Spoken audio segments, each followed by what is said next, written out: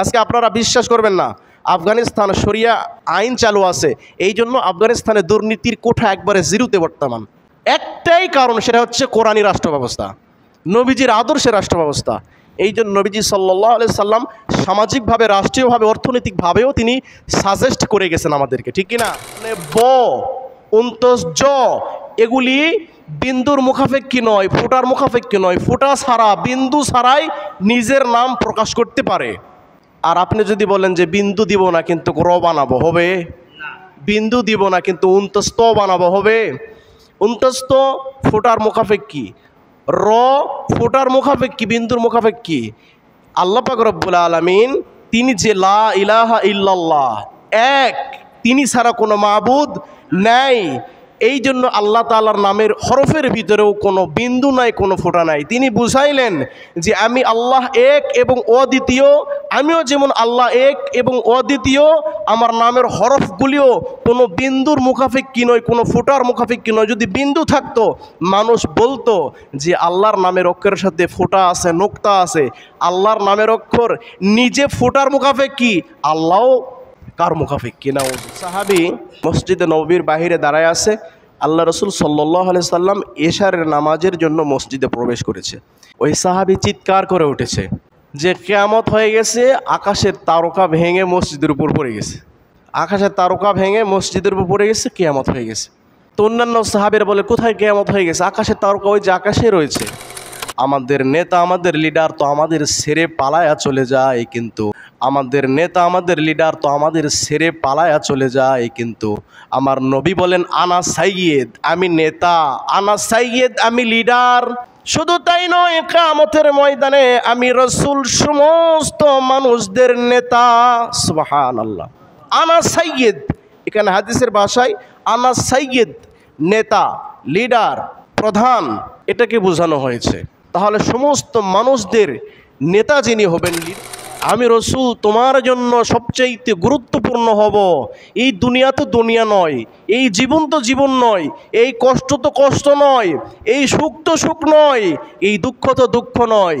চোখ বন্ধ হওয়ার পরে যেই কার্যক্রম তোমাদের জন্য শুরু হবে, হে উম্মত, সেই দিন যদি তোমরা আমি নবীর শাফাআত পেতে চাও, দুনিয়াতে তোমরা সবার চাইতে বেশি ভালোবাসো আমি নবীকে। সুবহানাল্লাহ। আল্লাহ বাসানে ওয়ালা, নবী দরানে ওয়ালা, সেই নবীজির ভালোবাসায় দরুদ করিও, মন যদি দিতে হয় নবীকে দিও, ভালো যদি বাসতে বাসতে নবীকে বাসো। নামাজ পড়ো, জিকির করো, রোজা রাখো, এই ক্ষেত্রে নবীর আদর্শ অনুসরণ করলাম। শুধু নবীর আদর্শ কি এখানেই বিদ্যমান? শুধু নবীর আদর্শ কি খালি দিন ধর্ম নিয়েই বিদ্যমান না সব সাইড? কোন সাইড নবীর আদর্শ নাই বা আল্লাহর বিধান নাই, এরকম কোন সাইড আছে? প্রত্যেকটা সাইডে নবীর আদর্শ রয়েছে, নবীর বিধান রয়েছে। সংসার জীবনেও নবীর আদর্শ রয়েছে। আপনি আপনার বিবির সাথে, আপনার বাচ্চার সাথে, আপনার সন্তানাদির সাথে, আপনার পরিবারের সাথে, আপনার ভাইয়ের সাথে, আপনার প্রতিবেশীর সাথে, রোগীদের সাথে, সমাজের নিম্ন শ্রেণীর মানুষের সাথে, সমাজের উচ্চ শ্রেণীর মানুষের সাথে কিভাবে আপনি চলাফেরা করবেন, কোন কথা বলবেন, কোন ব্যবহার দেখাবেন, এই পদ্ধতি কি নবী বাতায় দিয়েছেন কি দেন নাই? দিয়েছেন। পরিবারের দিয়েছেন, সমাজেরও দিয়েছেন, অর্থনৈতিকভাবেও সমাধান দিয়েছেন। আজকে ইকোনমি বা অর্থনৈতিক যে সমাধান, আমরা যে প্রচলিত অর্থনৈতিক রয়েছে, এই প্রচলিত অর্থনীতিতে সারা পৃথিবীতে বর্তমান যে অর্থনীতি চলতেছে, এটা হচ্ছে সুদভিত্তিক। কি ভিত্তিক? সুদভিত্তিক অর্থনীতি চলেছে না? ব্যাংক ব্যালেন্স এগুলো সব সুদভিত্তিক। কিন্তু নবীজির জামানায় এই সুদভিত্তিক ছিল না, কর্জে হাসানা অথবা জাকাত ভিত্তিক সমাজ ব্যবস্থা ছিল। যদি ওই আল্লাহ রসুলের তরিকা, সামাজিক রাষ্ট্রীয়ভাবে যে অর্থনীতি ব্যবস্থা, জাকাত ভিত্তিক অর্থনীতি ব্যবস্থা, সুদভিত্তিক না হয় জাকাত ভিত্তিক যদি হতো, এই গ্রাম কেন প্রত্যেকটা গ্রামে কোনো গরিব মানুষ থাকার সুযোগ ছিল না। এটা আপনারা বিশ্বাস করেন? জাকাত ভিত্তিক রাষ্ট্র ব্যবস্থা হলে কোনো গরিব মানুষ থাকার সুযোগ ছিল না। যে কোটিপতি কোটি টাকা সে ব্যয় করে আরও কোটিপতি হয়, জাকাত পাই টুপাই রমজানে বাহির করে দেয় না। সারা বছর তো জাকাত বাহির করতে হয়, দিতে হয়, এটা তারা দেয় না, বরং জাকাতটা তারা জরিমানা মনে করে। তারা যদি প্রত্যেকটা গ্রামের জাকাত প্রত্যেকটা গ্রামেই যদি দিত, প্রত্যেকটা গ্রামে 10 তলা বিল্ডিং প্রত্যেকটা মানুষের থাকতো। এটা আপনারা বিশ্বাস হয়তো বা করবেন না, এত পরিমাণ অ্যামাউন্ট জাকাতের দাঁড়াইতো, বাংলাদেশে জাকাত নিবে এরকম মানুষ খুঁজে পাওয়া যাইতো না। এক কথায় শেষ, জাকাত ভিত্তিক অর্থনীতি রাষ্ট্র সুন্দর সুশীল এবং রাষ্ট্রকে সবচাইতে সুউচ্চ পর্যায়ে পৌঁছানো। রাতের বেলায় একাই একটা রাস্তায় চলবেন, একা একটা রাস্তায় চলার সময় আপনার দুইটা দৃষ্টি থাকা লাগবে। কয়টা দৃষ্টি? দুইটা দৃষ্টি থাকলে আপনি পথ চলতে পারবেন। এক নাম্বার চোখের দৃষ্টি, দুই নাম্বার অন্ধকার রাতে চলার জন্য বাহ্যিক যে লাইট বা আলোর, এই দুইটা দৃষ্টি থাকলে আপনি একটা পথ চলতে পারবেন। এক নাম্বার চোখের দৃষ্টি, আপনার চোখের দৃষ্টি আছে, লাইট নাই, অপরিচিত অন্ধকার জায়গাতে কোথাও যেতে পারবেন না। আপনার লাইট আছে, চোখ নাই, আপনি পথ চলতে পারবেন না। পাশাপাশি আপনাকে আল্লাহ পাক এই আয়াত দ্বারা এটাই বুঝাইলেন যে তোমাকে আমি কোরআন দিলাম এবং তোমাকে আমি রসুল দিলাম। কোরআন হচ্ছে হেদায়েত, রসুল হচ্ছে পথ প্রদর্শক। এই আলো, কোরআন নামক আলো নিয়ে রসুলের দেওয়া পথে তুমি যখন চলবা, তুমি কোনোদিন বিপদগামী হবা। আসসালামু আলাইকুম ওয়া রাহমাতুল্লাহি ওয়া বারাকাতুহু। আলহামদুলিল্লাহ নাহমাদুহু ওয়া নাস্তাঈনুহু ওয়া নাস্তাগফিরুহু ওয়া নু'মিনু বিহি ওয়া নাতাওয়াক্কালু আলাইহি ওয়া নাউযু বিল্লাহি মিন শুরুরি আনফুসিনা ওয়া মিন সাইয়্যাতি আ'মালিনা। من يهد الله فلا مضل له ومن يضلله فلا هادي له ونشهد أن لا إله إلا الله وحده لا شريك له ونشهد أن سيدنا ومولانا محمدا عبده ورسوله أرسله بالحق بشيرا ونذيرا وداعيا إلى الله بإذنه سراجا وقمرا منيرا. أعوذ بالله من الشيطان الرجيم. بسم الله الرحمن الرحيم. الله ولي الذين آمنوا يخرجهم من الظلمات إلى النور والذين كفروا أولياؤهم الطاغوت يخرجونهم من النور إلى الظلمات أولئك أصحاب النار هم فيها خالدون. صدق الله العظيم. قال رسول الله صلى الله عليه وسلم أنا سيد الناس يوم القيامة أو كما قال عليه الصلاة والسلام. ما كان محمد أبا أحد من رجالكم ولكن رسول الله وخاتم النبيين وكان الله بكل شيء عليما. إن الله وملائكته يصلون على النبي يا أيها الذين آمنوا صلوا عليه وسلموا تسليما. اللهم بلغ العلا بكماله كشف الدجى بجماله حسنت جميع خصاله صلوا عليه وآله.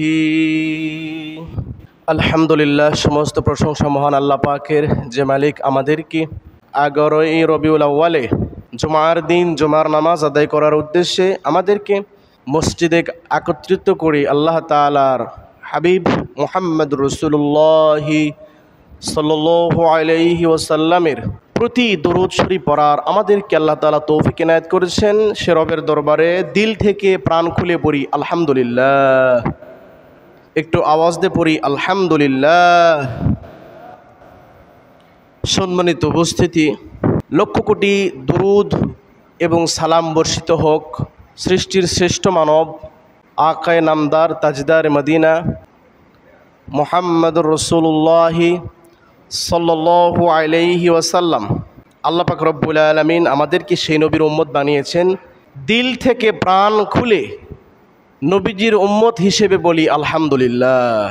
আমরা সকলেই কালেমায়ে তৈয়িবা পাঠ করি।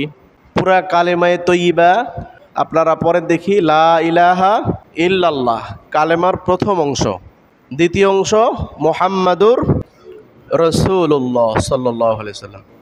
এই কালেমার প্রথম অংশ এবং দ্বিতীয় অংশ, প্রথম অংশে আল্লাহ তাআলার নাম আর দ্বিতীয় অংশে রাসূলুল্লাহ সাল্লাল্লাহু আলাইহি সাল্লামের নাম। প্রথম অংশে আল্লাহ পাক রব্বুল আলামিন তার নামের ক্ষেত্রে যেই হরফ বা যেই বর্ণমালাগুলি ব্যবহার করেছেন, সেই বর্ণমালা সেই হরফগুলি দেখলে দেখা যায়, বোঝা যায় ওই হরফগুলিতে কোনো নোক্তা নাই। আরবিতে বলা হয় নোক্তা, আর এর বাংলা হচ্ছে বিন্দু বা ফোঁটা। যেমন ড্রয়বিন র, র, এরপরে উন্তস্ত, এগুলোর নিচে কি থাকে? ফোঁটা থাকে। ঠিক তেমন দেখলে দেখা যায় লা ইলাহা ইল্লাল্লাহ আল্লাহ তাআলার যে নাম, এই নামের ভিতরে যে আল্লাহ পাক হরফগুলি ইউজ করেছে, এই হরফগুলির ভিতরে কোনো নোক্তা নেই। পাশাপাশি আল্লাহর নামের পাশাপাশি নবীর নাম মুহাম্মাদুর রাসূলুল্লাহ, তার হাবিবের নামের ভিতরেও কোনো নোক্তা বা কোনো বিন্দু বা কোনো ফোঁটা নেই। আপনারা লক্ষ্য করলে, খেয়াল করলে দেখবেন যে আমাদের মাথার উপরে কালেমায়ে তৈয়বা লেখা আছে লা ইলাহা ইল্লাল্লাহ। এটা কালেমার প্রথম অংশে আল্লাহ পাক 12টা অক্ষর ব্যবহার করেছে। মুহাম্মাদুর রাসূলুল্লাহ আল্লাহ তাআলার হাবিব, তার নামের যে হরফগুলি রয়েছে সেখানেও 12টা হরফ আল্লাহ তাআলা ব্যবহার করেছে। মুসা কালিমুল্লাহ, এখানে আপনি 12টা হরফ পাবেন না। ঈসা রুহুল্লাহ, ইব্রাহিম খলিলুল্লাহ, আদম সাফিউল্লাহ, এইভাবে যতগুলো নবী আছে এই নবীগুলো নামের অক্ষর কারো নামে নোক্তা আছে, কারোর নামে অক্ষর কম আছে, বেশি আছে, কিন্তু আল্লাহ তাআলার যে নাম লা ইলাহা ইল্লাল্লাহ, এখানে আল্লাহ পাক 12টা হরফ ব্যবহার করেছে এবং কোনো নোক্তা নাই। মুহাম্মদ রাসূলুল্লাহ, এখানেও আল্লাহ পাক 12টা হরফ ব্যবহার করেছে, কোনো নোক্তা নাই। নিজের নামের সাথে মিল করলেন এবং রসুলের নামের সাথেও যে মিল করলেন, নোক্তা নাই, এবং নিজের নামের অক্ষরও 12টা, নবীর নামের অক্ষরও 12টা। শুধু তাই নয়, এখানে আরেকটি ব্যাখ্যা যে আপনারা জানেন বাংলা ব্যঞ্জন বর্ণের 2টা অক্ষর আছে, একটার নাম জ আর উন্তস্ত, অথবা একটা ব আর একটা র। এই 2টা হরফ যদি হরফের নাম পরিচয় প্রকাশ করাইতে চায়, তাহলে ব সে বিন্দু ছাড়া, ফোঁটা ছাড়াই সে তার নামকে প্রকাশ করাইতে পারবে। বয়ের নিচে ফোঁটা দেওয়ার প্রয়োজন নাই। মানে ব, জ এগুলি বিন্দুর মুখাপেক্ষী নয়, ফোঁটার মুখাপেক্ষী নয়, ফোঁটা ছাড়া, বিন্দু ছাড়াই নিজের নাম প্রকাশ করতে পারে। আর আপনি যদি বলেন যে বিন্দু দিব না কিন্তু র বানাবো, হবে? বিন্দু দিব না কিন্তু উন্তস্ত বানাবো, হবে? উন্তস্ত ফোঁটার মুখাপেক্ষী, র ফোঁটার মুখাপেক্ষী, বিন্দুর মুখাপেক্ষী। আল্লাহ পাক রব্বুল আলামিন তিনি যে লা ইলাহা ইল্লাল্লাহ, এক, তিনি ছাড়া কোনো মাবুদ নাই। এই জন্য আল্লাহ তাআলার নামের হরফের ভিতরেও কোনো বিন্দু নাই, কোনো ফোঁটা নাই। তিনি বুঝাইলেন যে আমি আল্লাহ এক এবং অদ্বিতীয়, আমিও যেমন আল্লাহ এক এবং অদ্বিতীয়, আমার নামের হরফগুলিও কোনো বিন্দুর মুখাপেক্ষী নয়, কোনো ফোঁটার মুখাপেক্ষী নয়। যদি বিন্দু থাকতো মানুষ বলতো যে আল্লাহর নামের অক্ষরের সাথে ফোঁটা আছে, নোক্তা আছে। আল্লাহর নামের অক্ষর নিজে ফোঁটার মুখাপেক্ষী, আল্লাহও কার মুখাপেক্ষী, নাউযুবিল্লাহ। এই জন্য আল্লাহ তাআলা নিজের নামের হরফের সংখ্যা দিলেন 12টা, নবীর নামের হরফের সংখ্যা দিলেন 12টা। নিজের নামের হরফে কোনো বিন্দু নাই, কোনো ফোঁটা নাই, নবীজির নামেও কোনো বিন্দু নাই, কোনো ফোঁটা নাই। এটা আল্লাহ তাআলার একটি বিশাল কুদরতি খেলা। সম্মানিত উপস্থিতি, হুজুর সাল্লাল্লাহু আলাইহি সাল্লাম তিনি আমাদের মুক্তির দূত। পৃথিবীতে যদি সৌন্দর্যের তালিকায় কিয়ামত পর্যন্ত যার নাম লিখতে হবে আপনাকে, তিনি একজন ব্যক্তি, মুহাম্মদ রাসূলুল্লাহ সাল্লাল্লাহু আলাইহি সাল্লাম। পৃথিবীর সব মানুষই সুন্দর, সব মানুষই সুন্দর, কিন্তু আল্লাহ তাআলা পৃথিবীর সকল সৌন্দর্য নবীজিকে দান করে পৃথিবীতে প্রেরণ করেছেন। একজন সাহাবী মসজিদে নববীর বাহিরে দাঁড়ায় আছে, আল্লাহ রসুল সাল্লাল্লাহু আলাইহি সাল্লাম এশারের নামাজের জন্য মসজিদে প্রবেশ করেছে। ওই সাহাবী চিৎকার করে উঠেছে যে কিয়ামত হয়ে গেছে, আকাশের তারকা ভেঙে মসজিদের উপর পড়ে গেছে, আকাশের তারকা ভেঙে মসজিদের উপর পড়ে গেছে, কিয়ামত হয়ে গেছে। তো অন্যান্য সাহাবীরা বলে, কোথায় কিয়ামত হয়ে গেছে? আকাশের তারকা ওই যে আকাশে রয়েছে। তিনি দেখলেন সবেমাত্র মসজিদে প্রবেশ করেছেন মুহাম্মদ রাসূলুল্লাহ সাল্লাল্লাহু আলাইহি সাল্লাম। তার যে আল্লাহ তাআলা যে নূর দান করেছিলেন, এই নূরটা এত সুন্দর জ্যোতিময় নূর, নূরে জামালি, যেই নূর দেখলে মানুষে নিজের ভিতরে থাকতে পারতো না। তিরমিজি শরীফের হাদিস, হযরত জারির বিন সামুরা রাদিয়াল্লাহু তাআলা আনহু বলেন, আমি রাতে পূর্ণিমার চাঁদের দিকে দৃষ্টি দিলাম এবং নবী মুহাম্মদ রাসূলুল্লাহ সাল্লাল্লাহু আলাইহি সাল্লামের দৃষ্টি দিলাম। আমি দেখলাম যে আকাশের চাঁদের চেয়ে রাসূলের সৌন্দর্য আমার কাছে সবচাইতে সুন্দর অনুভব হয়েছে। সুবহানাল্লাহ। নবীজি সাল্লাল্লাহু আলাইহি সাল্লামের সৌন্দর্য পৃথিবীর সব কিছুর চাইতে বেশি। যারা দেখেছিল সেই সময়ের সাহাবায়ে কেরাম তারা সাক্ষ্য দিয়েছিলেন। আম্মাজান উম্মুল মুমিনিন আয়েশা রাদিয়াল্লাহু তাআলা আনহা বলেন, আমি একদিন রাতের বেলায় সেলাইয়ের কাজ করেছিলাম, সেলাইয়ের কাজ। তিনি তার হাতের সূচ দিয়ে সেলাইয়ের কাজ করেছিল। ইতিমধ্যে সেলাই করতে করতে এক সময় বাতির তেলও ফুরে গেল, হাত থেকে সুইটাও পড়ে গেল। সে অনেক তালাশ করে সূচ বা সুই খুঁজে পাচ্ছিল না। হঠাৎ করে এশারের জামাত শেষে রাসূল করিম সাল্লাল্লাহু আলাইহি সাল্লাম মসজিদে নববী থেকে বাসায় যখন প্রবেশ করলেন, তখন আম্মাজান আয়েশা বলেন, রাসূলের চেহারার সৌন্দর্যে আমি দেখি আমার সুইটা আমাদের খাটের খুঁটির কর্নারে পড়ে আছে। সুবহানাল্লাহ। তাহলে রাসূলের সৌন্দর্য এত সুন্দর। আম্মাজান আয়েশা বলেন যে প্রত্যেকের চাঁদ ওঠে রাতের বেলায় আকাশে, আর আমার চাঁদ ওঠে রাতের বেলায় ঘরের ভিতরে। সুবহানাল্লাহ। শুধু তাই নয়, একজন মহিলা আম্মাজান আয়েশা রাদিয়াল্লাহু তাআলা আনহাকে জিজ্ঞাসা করলেন। আম্মাজান আয়েশা রাদিয়াল্লাহু তাআলা আনহাকে বললেন যে ইউসুফ আলাইহিস সালামের চেহারা তো দেখে মানুষ তাদের হাত কেটে ফেলেছিল, রসুলের সৌন্দর্য কেমন? আম্মাজান আয়েশা রাদিয়াল্লাহু তাআলা আনহা বলেন, যেই দিন যেই সময় পয়গম্বর ইউসুফ আলাইহিস সালামের সৌন্দর্য দেখার জন্য হযরত জুলাইখা আলাইহিস সালাম তিনি তার বান্ধবীদেরকে দাওয়াত করেছিলেন। তিনি তো একজন মিশরের গোলাম, তিনি জুলাইখার কৃতদাস, কেনা গোলাম, বাজার থেকে চড়া মূল্যে কিনে নিয়ে এসেছে। তো তিনি যখন তার দিকে তাকাইতো, সে তার নিজের ভিতরে থাকতো না। এত সৌন্দর্য আল্লাহ তাআলা ইউসুফ আলাইহিস সালামকে দান করেছিলেন। মিশরের তৎকালীন সুন্দর সুন্দর মিশরের রমণীরা জুলাইখা আলাইহিস সালামকে বললেন, তোমার কেনা গোলামকে একটু নিয়ে আসো, আমরা দেখব আসলে তার সৌন্দর্য কেমন। হযরত জুলাইখা আলাইহিস সালাম তার বান্ধবীদেরকে দাওয়াত করলেন। নির্দিষ্ট দিনে তার বান্ধবীরা জুলাইখা আলাইহিস সালামের প্রাসাদে হাজির হলেন। রাজপ্রাসাদে হাজির হওয়ার পরে তাদেরকে বললেন, তোমাদের প্রত্যেকের ডান হাতে একটা করে ছুরি নাও, একটা করে চাকু নাও। ডান হাতে একটা করে চাকু দিলেন আর বাম হাতে একটা করে ফল দিলেন। বললেন, আমি যখন পয়গম্বর ইউসুফ আলাইহিস সালামকে তোমাদের মাঝে নিয়ে আসব, তোমরা পয়গম্বর ইউসুফ আলাইহিস সালামকে দেখিয়ে তোমাদের হাতের ফল কেটে এক টুকরা ফল ইউসুফ আলাইহিস সালামকে খাওয়াবে। সকলকে যখন উপস্থিত করায় প্রত্যেকের হাতে একটা করে ফল, একটা করে চাকু দেওয়া হলো। পয়গম্বর ইউসুফ আলাইহিস সালামকে সকলের সামনে উপস্থিত করানো হলো। সকলের সামনে উপস্থিত করানোর সময় সকলকে বললেন, আমি ইউসুফ পয়গম্বরকে উপস্থিত করাইলাম, তোমরা তোমাদের হাতের চাকু দিয়ে তোমাদের বাম হাতের ফলটা কেটে পয়গম্বর ইউসুফ আলাইহিস সালামকে এক টুকরা ফল খাওয়াও। তারা চাকু হাতে নিয়ে পয়গম্বর ইউসুফ আলাইহিস সালামের চেহারার সৌন্দর্য দেখে ডান হাত দ্বারা কাটতে কাটতে কাটতে কাটতে ফল কাটাও শেষ। এক পর্যায়ে তাদের হাতের আঙ্গুলিগুলি কেটে কেটে রক্তাক্ত হয়ে যাচ্ছিল। ওই মিশরের রমণীদের, মহিলাদের, তারা বুঝতেও পারে নাই যে তাদের হাত দিয়ে রক্তপাত হয়ে গেছে। সুবহানাল্লাহ। তারা বুঝতেও পারে নাই তাদের হাত রক্তপাত হয়ে গেছে। ওই মহিলা বলতেছে, হে আম্মাজান আয়েশা রাদিয়াল্লাহু তাআলা আনহা, পয়গম্বর ইউসুফকে দেখে তারা তাদের হাতে রক্তাক্ত করে ফেলেছিল। আমার নবীর সৌন্দর্য কেমন?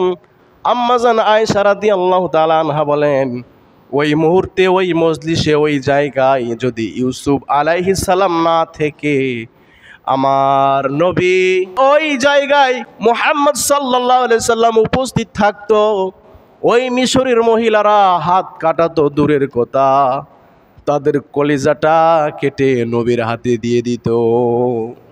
এই ছিল নবীজির সৌন্দর্য।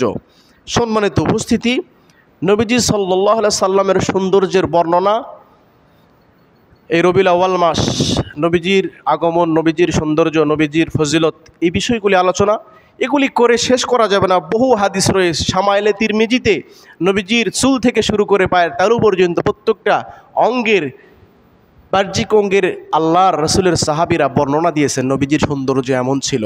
হুজুর সাল্লাল্লাহু আলাইহি সাল্লামের ফজিলত বিষয়ে কয়েকটি ফজিলত। মুসলিম শরীফের হাদিস, আল্লাহর রসুলের সাহাবী বলেন, আনা সাইয়্যিদুন নাস ইয়াউমাল কিয়ামা। এক সাহাবী বলেন, আমার নবী কিয়ামতের ময়দানে প্রত্যেকটা মানুষের লিডার হবে। আনা সাইয়্যিদুন নাস ইয়াউমাল কিয়ামা, কিয়ামতের ময়দানে সমস্ত মানুষদের নেতা হবে আপনার আমার নবী। কিয়ামতের ময়দানে সমস্ত মানুষদের লিডার হবে আপনার আমার নবী। গত জুমায় আলোচনা করা হয়েছিল নবীজি আমাদের জন্য শাফাআত করবেন কিয়ামতের ময়দানে। সমস্ত মানুষদের লিডার হবে কিয়ামতের ময়দানে। শুধু তাই নয়, তিনি এমন একজন আমাদের লিডার, যুদ্ধের ময়দান থেকে তিনি কোনোদিন তার সাহাবীদেরকে ফেলে, তার উম্মতদেরকে ফেলে সে পালায়ন করে নাই। আমরা তো নেতা হই, লিডার হই, নবীও নেতা ছিল, লিডার ছিল। আমাদের নেতা, আমাদের লিডার তো আমাদের ছেড়ে পালায়া চলে যায়, কিন্তু আমার নবী বলেন, আনা সাইয়্যিদ, আমি নেতা, আনা সাইয়্যিদ, আমি লিডার। এই দুনিয়াতে সমস্ত নাস, সমস্ত মানুষের নেতা। শুধু তাই নয়, কিয়ামতের ময়দানে আমি রাসূল সমস্ত মানুষদের নেতা। সুবহানাল্লাহ। আনা সাইয়্যিদ, এখানে হাদিসের ভাষায় আনা সাইয়্যিদ, নেতা, লিডার, প্রধান, এটাকে বোঝানো হয়েছে। তাহলে সমস্ত মানুষদের নেতা যিনি হবেন, লিডার যিনি হবেন, তিনার নাম কি? মুহাম্মাদুর রাসূলুল্লাহ। তাহলে আমাদের নেতা, অরিজিনাল নেতা, ভুলে যাওয়া, ছেড়ে যাওয়া নেতা নয়, অরিজিনাল নেতা কে? মুহাম্মাদুর রাসূলুল্লাহ সাল্লাল্লাহু আলাইহি সাল্লাম। এরপরে রসুলের ফজিলত হচ্ছে, বুখারী শরীফের হাদিস, আল্লাহ রসুল সাল্লাল্লাহু আলাইহি সাল্লাম বলেন, লা ইউমিনু আহাদুকুম হাত্তা আকুনা আহাব্বা ইলাইহি মিন ওয়ালিদিহি ওয়া ওয়ালাদিহি ওয়ান নাসি আজমাইন। হে সমস্ত পৃথিবীর উম্মতেরা, আমি রসুলের ফজিলত হচ্ছে তোমাদের জন্য আমি শাফাআত করব, তোমাদের জন্য আমি সুপারিশ করব। তোমরা পাহাড় সমতুল্য গুনাহ নিয়ে কিয়ামতের ময়দানে হাজির হবে। তোমাদের কাছ থেকে তোমাদের পিতা মাতা পালায়ন করবে, তোমাদের কাছ থেকে তোমাদের জন্মদাতা সন্তানরা পালায়ন করবে, তোমাদের কাছ থেকে তোমাদের মুরব্বীরা, তোমাদের গ্রামবাসীরা পালায়ন করবে। কিন্তু আমি সেই দিন তোমার গুনার পাল্লা ভারী হয়ে যাবে। সেই দিন আমি রসুল মিজানের পাল্লাই থেকে এক টুকরা কাগজ তোমার নেকির পাল্লায় উঠায় দিয়ে তোমার নেকির পাল্লাকে ভারী করে তোমাকে জান্নাতের যাওয়ার সুযোগ করে দেব। সুবহানাল্লাহ। আমি রসুল তোমার জন্য সবচাইতে গুরুত্বপূর্ণ হব। এই দুনিয়া তো দুনিয়া নয়, এই জীবন তো জীবন নয়, এই কষ্ট তো কষ্ট নয়, এই সুখ তো সুখ নয়, এই দুঃখ তো দুঃখ নয়। চোখ বন্ধ হওয়ার পরে যেই কার্যক্রম তোমাদের জন্য শুরু হবে, হে উম্মত, সেই দিন যদি তোমরা আমি নবীর শাফাআত পেতে চাও, দুনিয়াতে তোমরা সবার চাইতে বেশি ভালোবাসো আমি নবীকে। সুবহানাল্লাহ। আল্লাহ বাসানে ওয়ালা, নবী তোরানে ওয়ালা, সেই নবীজির ভালোবাসায় দরুদ পড়িও। মন যদি দিতে হয় নবীকে দিও, আহা ভালো যদি বাসতে হয় নবীকে বাসো। আল্লাহ বাঁচানে ওয়ালা, নবী তোরানে ওয়ালা, সেই নবীজির মোহাব্বতে দুরুদ পড়িও। মন যদি দিতে হয় নবীকে দিও। সুবহানাল্লাহ। সম্মানিত উপস্থিতি, ভালোবাসতে হলে নবীকে ভালোবাসতে হবে। শুধু নামাজ, মসজিদ, ইবাদত বন্দিগি, নামাজ পড়ো, জিকির করো, রোজা রাখো, এই ক্ষেত্রে নবীর আদর্শ অনুসরণ করলাম। শুধু নবীর আদর্শ কি এখানেই বিদ্যমান? শুধু নবীর আদর্শ কি খালি দিন ধর্ম নিয়েই বিদ্যমান, না সব সাইড? কোন সাইড নবীর আদর্শ নাই বা আল্লাহর বিধান নাই, এরকম কোন সাইট আছে? প্রত্যেকটা সাইটে নবীর আদর্শ রয়েছে, নবীর বিধান রয়েছে। সংসার জীবনেও নবীর আদর্শ রয়েছে। আপনি আপনার বিবির সাথে, আপনার বাচ্চার সাথে, আপনার সন্তানাদির সাথে, আপনার পরিবারের সাথে, আপনার ভাইয়ের সাথে, আপনার প্রতিবেশীর সাথে, রোগীদের সাথে, সমাজের নিম্ন শ্রেণীর মানুষের সাথে, সমাজের উচ্চ শ্রেণীর মানুষের সাথে কিভাবে আপনি চলাফেরা করবেন, কোন কথা বলবেন, কোন ব্যবহার দেখাবেন, এই পদ্ধতি কি নবী বাতায় দিয়েছেন কি দেন নাই? দিয়েছেন। পরিবারের দিয়েছেন, সমাজেরও দিয়েছেন, অর্থনৈতিকভাবেও সমাধান দিয়েছেন। আজকে ইকোনমি বা অর্থনৈতিক যে সমাধান, আমরা যে প্রচলিত অর্থনৈতিক রয়েছে, এই প্রচলিত অর্থনীতিতে সারা পৃথিবীতে বর্তমান যে অর্থনীতি চলতেছে এটা হচ্ছে সুদভিত্তিক। কি ভিত্তিক? সুদভিত্তিক অর্থনীতি চলেছে না? ব্যাংক ব্যালেন্স এগুলো সব সুদভিত্তিক। কিন্তু নবীজির জামানায় এই সুদভিত্তিক ছিল না, কর্জে হাসানা অথবা জাকাত ভিত্তিক সমাজ ব্যবস্থা ছিল। যদি ওই আল্লাহ রসুলের তরিকা সামাজিক রাষ্ট্রীয়ভাবে যে অর্থনীতি ব্যবস্থা, জাকাত ভিত্তিক অর্থনীতি ব্যবস্থা, সুদভিত্তিক না হয় জাকাত ভিত্তিক যদি হতো, এই গ্রাম কেন প্রত্যেকটা গ্রামে কোনো গরিব মানুষ থাকার সুযোগ ছিল না। এটা আপনারা বিশ্বাস করেন? জাকাত ভিত্তিক রাষ্ট্র ব্যবস্থা হলে কোনো গরিব মানুষ থাকার সুযোগ ছিল না। যে কোটিপতি কোটি টাকা সে ব্যয় করে আরও কোটিপতি হয়, জাকাত পাই টুপাই রমজানের বাহির করে দেয় না। সারা বছর তো জাকাত বাহির করতে হয়, দিতে হয়, এটা তারা দেয় না, বরং জাকাতটা তারা জরিমানা মনে করে। তারা যদি প্রত্যেকটা গ্রামের জাকাত প্রত্যেকটা গ্রামেই যদি দিত, প্রত্যেকটা গ্রামে 10 তলা বিল্ডিং প্রত্যেকটা মানুষের থাকতো। এটা আপনারা বিশ্বাস হয়তো বা করবেন না। এত পরিমাণ অ্যামাউন্ট জাকাতের দ্বারাই তো বাংলাদেশে জাকাত নিবে এরকম মানুষ খুঁজে পাওয়া যাইতো না। এক কথাই শেষ, জাকাত ভিত্তিক অর্থনীতি রাষ্ট্র সুন্দর, সুশীল এবং রাষ্ট্রকে সবচেয়ে সুউচ্চ পর্যায়ে পৌঁছানোর অর্থনীতি। আজকে আপনারা বিশ্বাস করবেন না, আফগানিস্তান শরিয়া আইন চালু আছে, এই জন্য আফগানিস্তানে দুর্নীতির কোঠা একবারে জিরোতে বর্তমান। একটাই কারণ, সেটা হচ্ছে কোরআনী রাষ্ট্র ব্যবস্থা, নবীজির আদর্শের রাষ্ট্র ব্যবস্থা। এই জন্য নবীজি সাল্লাল্লাহু আলাইহি সাল্লাম সামাজিকভাবে, রাষ্ট্রীয়ভাবে, অর্থনৈতিকভাবেও তিনি সাজেস্ট করে গেছেন আমাদেরকে, ঠিক কিনা? পাশাপাশি বহির্বিশ্বে আপনি কিভাবে চলবেন, কিভাবে আপনি সম্পর্ক স্থাপন করবেন, কিভাবে বাহিরে লেনদেন করবেন, এই প্রত্যেকটা ইকোনমিক সিস্টেম ব্যবস্থা আল্লাহ পাক কোরআনে চালু রেখেছেন। যদি আমরা পারি না, কিন্তু আমাদেরকে এটা স্বীকার করতে হবে।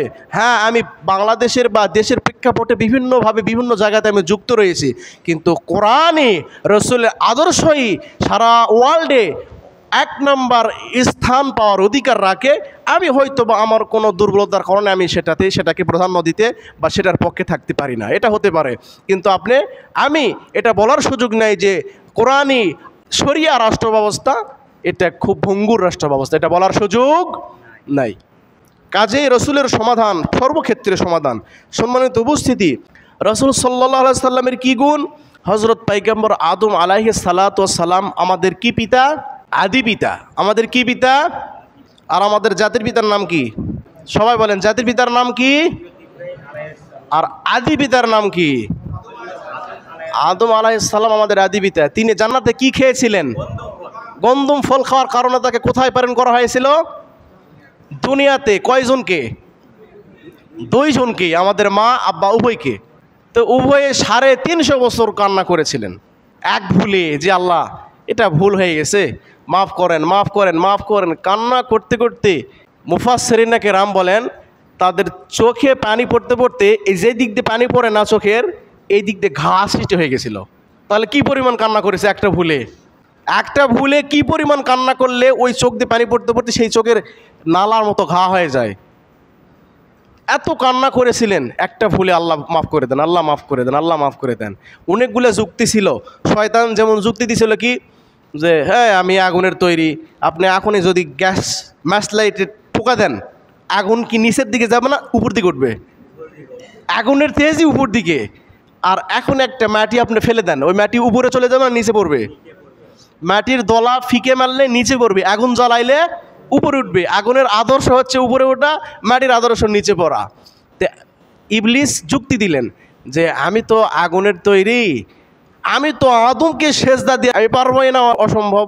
আর আদম আলাইহিস সালাম তো মাটির তৈরি, তিনি তো অনেক যুক্তি দিতে পারতেন। শয়তান যেমন বিভিন্ন যুক্তি দিয়েছিল, আমি আগুনের তৈরি, আমি সেজদা দেবো কেন, আমি মুআল্লিমুল মালায়েকা, ফেরেশতাদের লিডার, পুরা ভূমণ্ডল নবমণ্ডলে আমার মতো জ্ঞানী কেউ নেই, বিভিন্ন যুক্তি দিতে পারতেন যে আল্লাহ আপনি জান্নাতের ভিতরে এই গন্ধম রাখলেন কেন, রাখছেন আবার বললেন কেন যে আসা যাবে না, খাওয়া যাবে না, এটা রাখিছেন অন্য জায়গায় সৃষ্টি করতেন, এখানে রাখা লাগবে কেন, বিভিন্ন তো বলতে পারতেন। তিনি এগুলো যুক্তিতর্ক না দিয়ে তিনি শুধু কান্নাই করে গেছেন।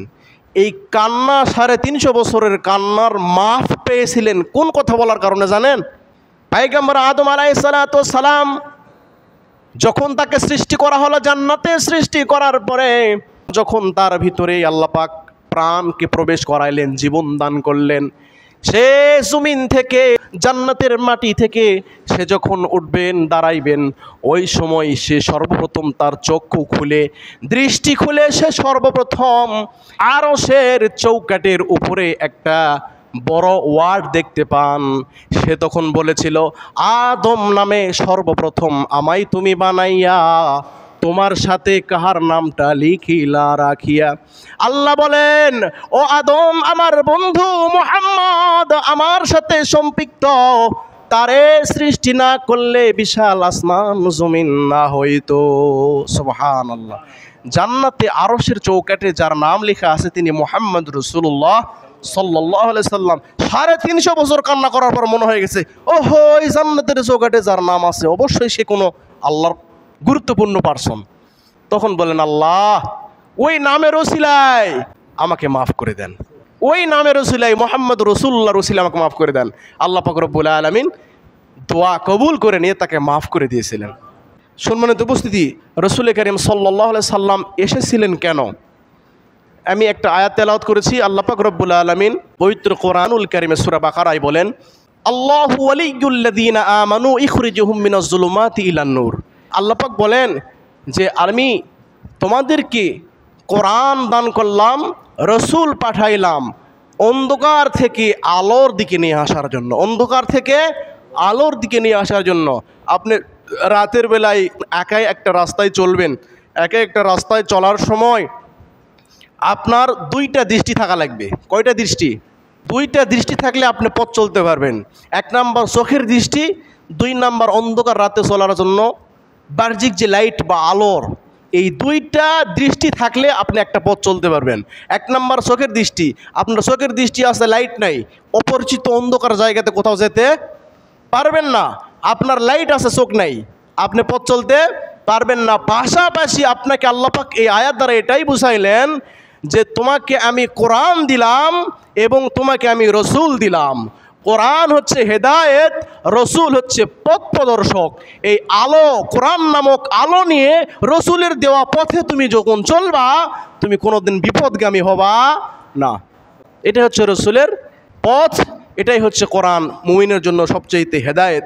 রসুল এসেছিলেন অন্ধকার থেকে এই উম্মতকে আলোর দিকে পথ প্রদর্শন করার জন্য। সম্মানিত উপস্থিতি, আমাদের করণীয় হচ্ছে কোনো কৈফিয়ত ছাড়া, কোনো শর্ত ছাড়া, বিনা শর্তে আমাদেরকে মেনে নিতে হবে লা ইলাহা ইল্লাল্লাহ মুহাম্মাদুর রাসূলুল্লাহ। যখন আপনি এই একটা কথা বলবেন, একটা বাক্য বলবেন, পুরা কালিমা যখন আপনি পাঠ করবেন, তখন আপনি রসুলের দলের, রসুলের মতের, আল্লাহর পথের, আল্লাহর মতের বাইরে কোনো মতের কোনো আদর্শের হওয়ার সুযোগ নাই। আল্লাহ পাক রব্বুল আলামিন আমাদেরকে এই জাহেলিয়াত বর্বর যুগে, অন্ধকার যুগে কোরআনের নীতিতে, আদর্শে, রসুলের দেওয়া তরিকা মতে আমাদের জীবন পরিচালনা করার, নবীর খাঁটি উম্মত হওয়ার, নবীর শাফাআত পাওয়ার আমাদের সকলের নসিব দান করুন। আল্লাহুম্মা আমিন। ওয়া আখিরি দাওয়াহুম আনিল হামদুলিল্লাহি রাব্বিল আলামিন ওয়া মা আলাইনা ইল্লাল বালাগ। আমরা সকলেই সুন্নত নামাজ আদায় করি ইনশাআল্লাহ।